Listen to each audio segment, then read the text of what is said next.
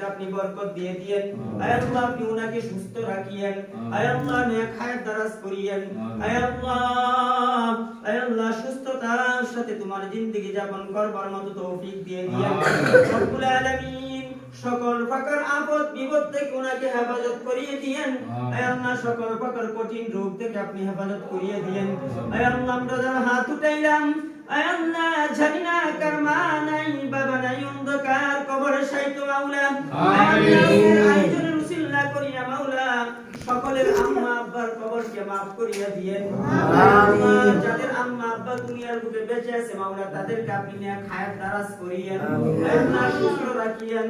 আয় আল্লাহ সুস্থতার সাথে জিন্দেগি যাপন করবার মতো তৌফিক দিয়ে দিয়েন। আমিন।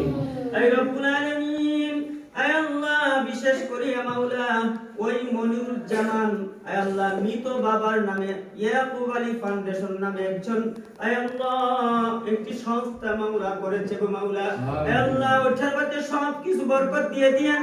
আয় আল্লাহ দ্বীনের কাজমত করার মতো তৌফিক দিয়ে দিয়েন। আয় আল্লাহ ওঠার মধ্যে মাওলা বরকত দিয়ে দিয়েন। আয় আল্লাহ এমন বরকত দিয়েন যেই বরকতের দ্বারা মাওলা এলাকাবাসী সকলকে মাওলা উপকার পাই গো মাওলা। আয় আল্লাহ সেই সমস্ত বরকত দিয়ে দিয়েন।